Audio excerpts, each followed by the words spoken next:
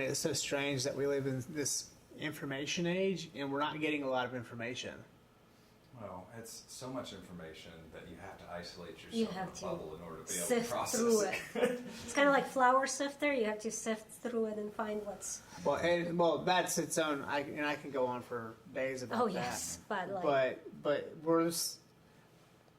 I saw one video of a Russian tank running over an old man in a car. Did you see that video? Oh yes, I did. And then, speaking of the sifter, a buddy of mine posts, and I like you, man. You're cool, but he was like, that tank was Ukrainian, and I was like, state your source, you know. Yeah.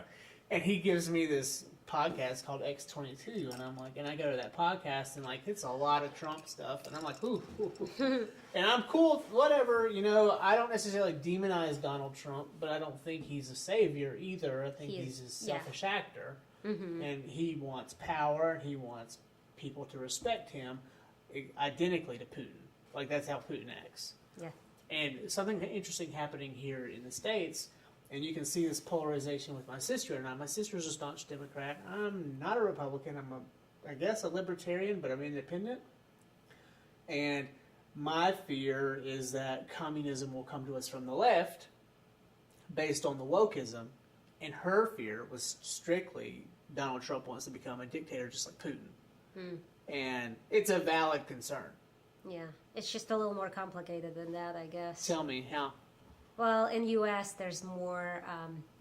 It's a lot harder to become a dictator in U.S. because of the melting pot that U.S. is, and people are used to having rights and saying things. In Russia, it's even though they're saying things, very few of them are because most of the country is just terrified to say something. And they also don't really have a platform. Yeah. You know, like where we can vote and that's our platform. Exactly. And so I don't quite see us having a dictator the way Russia has. It would take a lot, I think, for that to happen. And in a way, I think my sister might have been right about old Donald in how, had he been given more time, maybe that would have been something he would have tried to accomplish. I totally see him trying to accomplish something. I don't know. I just would really love to see a third party emerge. That'd be great. I don't feel like we have the options we need with the two-party system, and it's been broken since the 90s.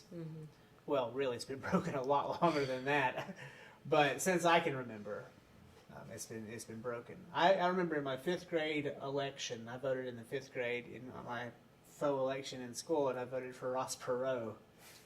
And I got a lot of heat. Really? From my fellow 5th graders for voting for Ross Perot, but I thought he was the right move, and even today I do the same thing.